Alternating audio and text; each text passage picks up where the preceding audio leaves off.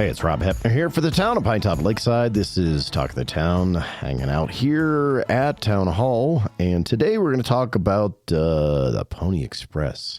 I've got with me Richard Bilbie with the White Mountain Sheriff's Posse. How are you? I'm doing real good.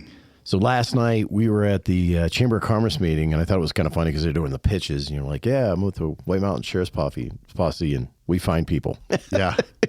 Yeah, that's our primary goal. Yeah, so just give them a little more detail on that. So, yeah, we work for David Klaus, the Navajo County Sheriff, and we're primarily a search and rescue unit, the mounted unit, designated mounted unit here on the mountain. And, that's really our thing. There's not a whole lot of people that get lost anymore. Everybody has a cell phone, so it's hard. It's easier to find them, isn't it? Yeah. But so most of the time when we do, it's either a toddler, a little kid, or maybe one of our older folks that have some dementia or something going on there. So we were going through a little bit of time period there where people, because they could be fined anywhere, were literally going out and putting themselves into, I would say, dumb situations, right? Yeah, absolutely. Has that tapered off? Yeah, somewhat. Okay, it somewhat has. Yeah. I'm like, no, yeah, it was literally like people were, especially down in Phoenix. I know they were talking about people were getting stuck up on mountains, and it was because I can just call and get saved, and it was like, stop doing that. Well, yeah, I think our gene pool's deepening a little bit. Well, I think when they spun that lady like crazy underneath the helicopter, that was scary. Everybody was like, okay, not going to get saved. Don't want to be that guy.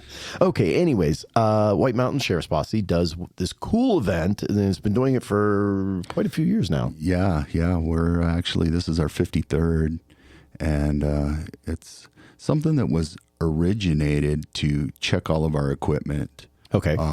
Make sure the horses were legged up and ready to go when we did get called into service. So once a year we do a Pony Express style mail ride.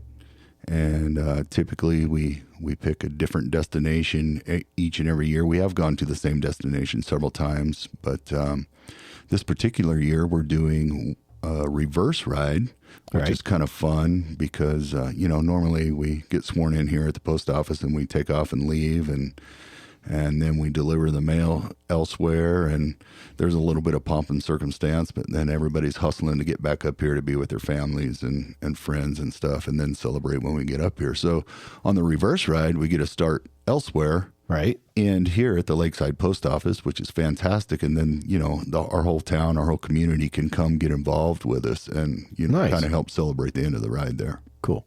So where are you going to start? Do you know? We're going to start down on the bottom of the Blue, down at the Blue River. Okay. Little post office there. We'll go down and camp Tuesday night, get up Wednesday morning, the 23rd, and get sworn in by the postmaster down there. Everybody that carries the mail has to be sworn in. You got to be an official postal carrier. So, and then we'll ride up to Buffalo Crossing, and we'll camp Wednesday night at Buffalo Crossing. Get up, break camp again, and head to CC Cabin is where we plan to camp Thursday evening.